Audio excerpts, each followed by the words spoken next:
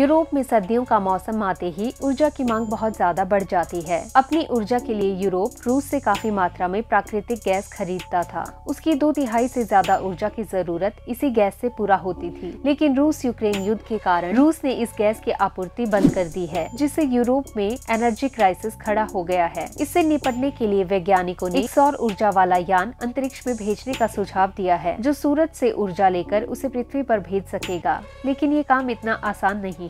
रूस ने तो यूरोप को गैस की आपूर्ति बंद कर ही दी है, लेकिन हाल ही में उसकी बाल्टिक सागर से गुजरने वाली नॉर्ड स्ट्रीम पाइपलाइन में दरारें आने की खबर ने यूरोप में हलचल मचा दी है। इसका साफ मतलब है कि अब यूरोप का ऊर्जा संकट लंबा चलने वाला है। इसी के चलते यूरोप को अब सुरक्षित और निश्चित ऊर्जा स्रोत की बहुत जरूरत हो गई है। यूरोप इसके लिए अन्य देशों से ऊर्जा लेने की कोशिश तो कर रहा है, लेकिन वो इसके लिए स्थायी समाधान निकालने पर भी काम कर रहा है। इसी को देखते हुए वैज्ञानिकों ने एक समाधान दिखाया है। उन्होंने एक ऐसा सैटेलाइट बनाने की बात कही है जो सौर ऊर्जा हासिल कर पृथ्वी पर उसे सुरक्षित रूप से भेज सके। अंतरिक्ष पर आधारित सौर ऊर्जा अभी केवल सैद्धांतिक विचार है, लेकिन इससे ऊर्जा क्षेत्र कार्बन विहीन हो सकता है, जो फिलहाल जीवाश्म ईंधन पर भी बहुत ज्यादा निर्भर है और जलवायु को प्रदूषित करने का भी एक बहुत बड़ा स्रोत है। वहीं दूसरी ओर यूरोपीय स्पेस एजेंसी का कहना है कि हालिया अध्ययन बताते हैं कि ये समाधान काम कर सकता है। इस सैटेलाइट को सोलारिस नाम दिया गया है और इसे भूस्थिर कक्षा में प्रक्षेपित किया जा सकता है,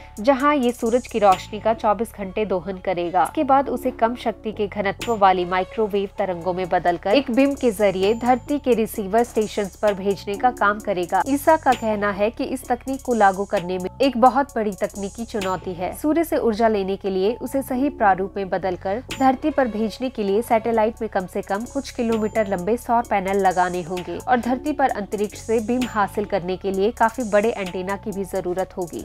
बेशक इन चुनौतियों से पार पाना आसान नहीं है, लेकिन इसके नतीजे भी काफी फायदेमंद साबित हो सकते हैं। यूरोप को साल 2025 तक इस अभियान को लागू करने के बारे में फैसला लेना होगा। वहीं इसी तरह की परियोजना पर काम करने में दूसरे देश भी पीछे नहीं हैं। इनमें यूके भी शामिल है। वहीं चीन भी इस तरह की योजना पर काम कर रहा है, जिससे सूर्य का प्रकाश पृथ्वी की ओर मोड़ा जा सके। इसमें खुद रूस भी पीछे नहीं है।